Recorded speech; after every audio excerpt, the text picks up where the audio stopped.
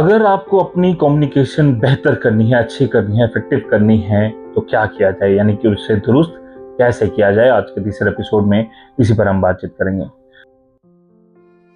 करोड़ों रुपए का सवाल है कि हम अपनी कम्युनिकेशन को कैसे ठीक कर सकते हैं, उसे कैसे दुरुस्त कर सकते हैं और ऐसा कर सकते हैं कि हमारी बात जिस व्यक्ति तक हम पहुंचाना चाहते हैं वो बेहतर हो सके, हम उसकी बात बेहतर तरीके से समझ सकें, ताकि कन्फ्यूजन खत्म हो। क्योंकि पिछली बार भी हमने 2 एपिसोड में बात भी की थी कि कन्फ्यूजन होने की वजह से किस तरह की दिक्कतें जो हैं वो आ सकती हैं। सबसे बड़ा सवाल ये हमारे सामने आता है, जो ज़रूरी है कि आखिर इफेक्टिव कम्युनिकेशन स्किल्स की ज़रूरत हमें क्यों है? यानी कि हमारी जो कम्युनिकेशन स्किल्स हैं वो बेहतर हों, तो उसकी ज़रूरत क्या है? कहाँ उसका काम आ सकता है? किस तरह से वो मदद कर सकती है? किस-किस जगह पर हम उसका फ़ायदा ले सकते हैं? उसकी हमें ज़रूरत कहाँ-कहाँ पर हो सकती है? तो कई सारी जगह, या यूँ कहें कि हर एक जगह जहाँ पर भी आप सोच सकते हैं वहाँ पर इफेक्टिव कम्युनिकेशन चाहिए। यानी कि एक स्टूडेंट के तौर पर, एक विद्यार्थी के तौर पर, अगर मुझे ये नहीं पता कि मुझे कौन-सा सवाल पूछना है, कहाँ से मुझे क्या चीज़ मिलेगी, तो मेरा कम्युनिकेशन अच्छा नहीं है, ना मेरा टीचर के साथ एक अच्छा रिलेशन हो सकता है, ना ही मेरी कम्युनिकेशन बेहतर हो सकती है, जिसकी वजह से कन्फ्यूजन्स रहेंगी और मुझे जो भी टॉपिक समझना है, वो मेरा टीचर मुझे कभी समझा नहीं पाएगा, क्योंकि मेरा सवाल सही पूछने का तरीका नहीं है, या सवाल सही नहीं है, या मैं अपनी सवाल जैसे पूछना चाहता हूँ वो पूछ नहीं पाता है। इसलिए मुझे कभी भी सही जवाब जो है उस सवाल का नहीं मिलेगा। इसलिए एक स्टूडेंट के तौर पर, एक विद्यार्थी के तौर पर आपको ये पता होना चाहिए कि मुझे इफेक्टिव कम्युनिकेशन की कितनी ज़रूरत है। इसीलिए ये सीरीज़ मैं लगातार बना रहा हूँ, ताकि खुद भी मुझे कई सारी कन्फ्यूजन्स बचपन में रहती थी, और धीरे-धीरे वो कन्फ्यूजन इसलिए दूर हुई क्योंकि मैं सवाल पूछने में थोड़ा-सा तेज़ था, कि मुझे आदत थी सवाल पूछने की। अगर कोई चीज़ नहीं भी समझ आ रही तो पूछना ज़रूरी था।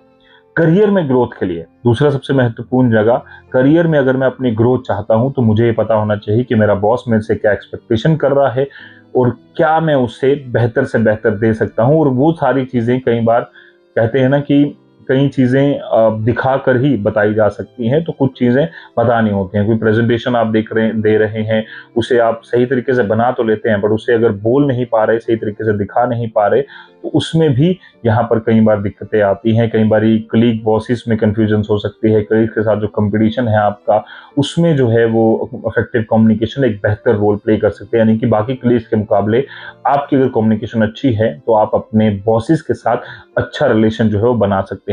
एक स्टडी के मुताबिक 86% से ज़्यादा जो कम्युनिकेशन है, अगर स्टूडेंट जो हैं, जितने भी हमारे प्रोफेशनल सेटिंग में, अगर 86% एम्प्लॉइज़ ये मानते हैं कि उन्हें पुअर कम्युनिकेशन की वजह से अपने जो वर्क प्लेस है उसमें कई मुश्किलों का सामना करना पड़ता है। तो ये आंकड़ा कितना बड़ा है, यानी कि सिर्फ 14% लोग हैं जो ये नहीं मानते हैं, बाकी 86% मानते हैं कि अगर मेरी कम्युनिकेशन अच्छी नहीं है तो उनका जो वर्क प्लेस है, वर्क सेटअप है, जहाँ पर वो काम करते हैं, जिन लोगों के साथ वो मिलते हैं, जिन बॉसेस के साथ वो रोज़ बैठते हैं, जिन कोलीग्स के साथ वो रोज़ इंटरैक्ट करते हैं, वहाँ पर कई बार दिक्कतें यहाँ पर आती ही आती हैं। तो वहाँ पर भी हमें ज़रूर प्रॉब्लम्स का सामना जो है वो यहाँ पर करना पड़ता है।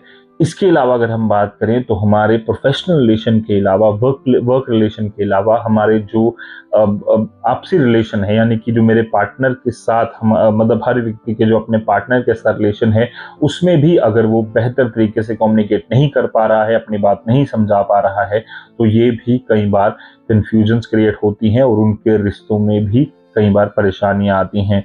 कई सारे लोगों से बीइंग अ जर्नलिस्ट मेरी मुलाकात होती है, तो उसमें साफ तौर पर ये नज़र आता है कि कई बार कम्युनिकेशन की प्रॉब्लम की वजह से एक व्यक्ति दूसरे व्यक्ति तक अपनी बात नहीं पहुंचा पाए, इसलिए उनकी ऐसी नौबत आ गई कि वो डाइवोर्स तक पहुंच गए, क्योंकि उसे पति को कुछ चीज़ें लग रही थी, पत्नी को कुछ लग रही थी, या कई बार बॉयफ्रेंड गर्लफ्रेंड के रिलेशन में भी दिक्कत आती है, और कहीं भी किसी के साथ आपका रिलेशन हो तो वहाँ पर आती है।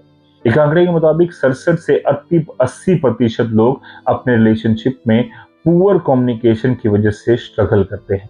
तो ये आंकड़ा आप खुद ही अंदाजा लगा सकते हैं कि कितना बड़ा है।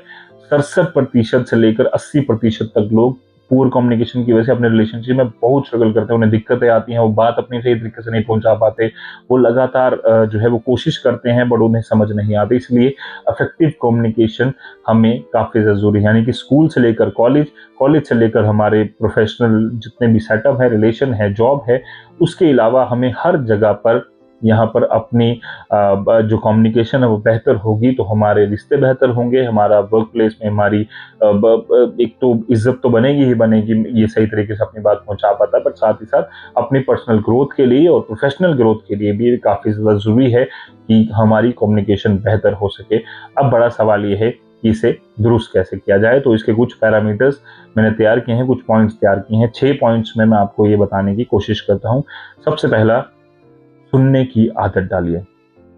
हमें सबसे बड़ी दिक्कत इसका सामना ये करना पड़ता है कि हमें सुनने की आदत नहीं होती। कोई व्यक्ति अगला बोल रहा होता है, हम उसे कई बार इंटरप्ट कर देते हैं, उसके बाद बीच में रोक देते हैं या फिर उसे प्रॉपर तरीके से सुनते नहीं हैं। कोई भी कहानी, कोई भी वीडियो, कोई भी एपिसोड जैसे आप ये देख रहे हैं, अगर बीच में छोड़ के चले गए तो ये इफेक्टिव कम्युनिकेशन तो नहीं ना हुई, तो आप पूरी बात नहीं समझ पाएंगे, उसकी वजह से दिक्कतें आएंगी और उसकी वजह से आपकी कंफ्यूजन्स यहाँ पर बनी रहेंगी और आप कभी भी इफेक्टिव कम्युनिकेशन नहीं कर पाएंगे। दूसरा, बॉडी लैंग्वेज को समझने की कोशिश कीजिए। कोई व्यक्ति आपके साथ बात कर रहा है या आप उसके साथ बात कर रहे हैं और वो अपने पेन से खेल रहा है, लगातार टिक टिक टिक कर रहा है या फिर वो लगातार टेबल बजा रहा है, कंफ्यूजन क्रिएट करने की कोशिश कर रहा है या फिर आपके साथ आई कांटेक्ट को नहीं मिला रहा है। ये कुछ साइंस होते हैं जिसमें ये नजर आता है कि आपके साथ वो व्यक्ति बात करने में इंटरेस्टेड नहीं है। जो व्यक्ति आपके साथ बात करने में इंटरेस्टेड नहीं है, ये एक स्पेशल बोनस पॉइंट, आप उनसे ज्यादा कोशिश भी मत कीजिए, क्योंकि अगर वो व्यक्ति आपके साथ इंटरेस्टेड ही नहीं है तो वो कभी भी आपके साथ अच्छा रिलेशन बनाना नहीं चाहता है। तो इसलिए कुछ चीज़ों को इग्नोर करना ही बेहतर होता है, पर उसकी बॉडी लैंग्वेज को समझना आपके इफेक्टिव कम्युनिकेशन को और दुरुस्त कर सकता है। कहाँ रुकना है ये आपको पता होना चाहिए। You must know way to stop, ये तीसरा पॉइंट है। यानी कि मुझे ये पता होना चाहिए कि अब मैं बहुत बोल रहा हूँ, जैसे आप भी लोग सोच रहे होंगे कि बहुत ज़्यादा बोल रहा है, पर कुछ चीज़ों की बताने की ज़रूरत होती है। बट कई सारी ऐसी चीज़ें होती हैं जो व्यक्ति बेफालतू, आप भी सोचिए, आप आपके आसपास कई सारे ऐसे लोग होंगे जो बेफालतू बोलते हैं या फिर जितना ज़रूरी नहीं होता उससे भी कहीं ज़्यादा बोलते हैं। इसलिए लेक्चर्स का टाइम भी 30 मिनट से 40 मिनट रखा जाता है, क्योंकि उससे ज़्यादा एक व्यक्ति की समझने की क्षमता कम होती है। इसलिए ये भी ज़रूरी होता है कि कहाँ रुकना है। चौथा पॉइंट, दूसरों को बोलने का मौका दीजिए। मैं अपनी बात बता रहा हूँ और दूसरे का कोई फीडबैक नहीं सुन रहा, उसकी कोई बात नहीं सुन रहा, ये भी कई बार कंफ्यूजन्स क्रिएट करता है। कई बार एक व्यक्ति के मन में आ सकता है कि तो बहुत घमंडी है, ये बहुत ओवर कॉन्फिडेंट है कि इसे अपनी बात ही कहनी है, ये मेरी बात नहीं सुन रहा है, उसकी वजह से भी दिक्कतें आती हैं। पांचवा पॉइंट, वन वे कम्युनिकेशन को अवॉइड करें। यानी कि सिर्फ मैं ही बोल रहा हूँ वो गलत है, दूसरे का फीडबैक लीजिए। अगर मैं टीचर भी हूँ तो मुझे लगातार बोलते हुए बीच बीच में स्टूडेंट से फीडबैक लेने की जरूरत है कि मैं सही पढ़ा रहा हूँ या नहीं पढ़ा रहा, या उनका कोई सवाल है तो वो भी मेरे से पूछ सकते हैं। छठा इंपॉर्टेंट पॉइंट, सवाल पूछने की आदत डालिए। और इसको मैं सबसे ऊपर यहाँ पर रखने की कोशिश करूंगा कि छठा पॉइंट जो है वो काफी ज्यादा महत्वपूर्ण है। कहते हैं ना, last but not the least, कि सवाल पूछने की आदत डालिए।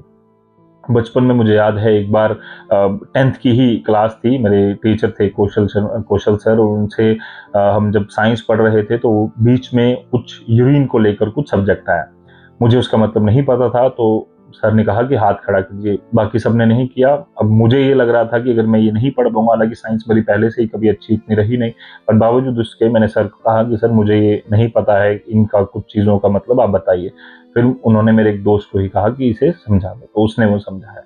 हालांकि ये कंफ्यूजन्स कई सारी ऐसी हैं जो मन में कई बार जिंदगी में रह जाती हैं। इसीलिए आप कोशिश कीजिए कि सवाल पूछिए। जितने सवाल पूछेंगे उतना आपको ज्ञान मिलेगा, उतना आपको समझने की यहाँ पर क्षमता आपकी बढ़ेगी। आपका जो क्वालिटी है जो चीज़ों को समझने की, वो कई गुना बढ़ जाएगी। इसलिए सवाल पूछिए, उसके जवाब आपको मिलेंगे और आपकी जो कम्युनिकेशन है वो और बेहतर हो पाएगी।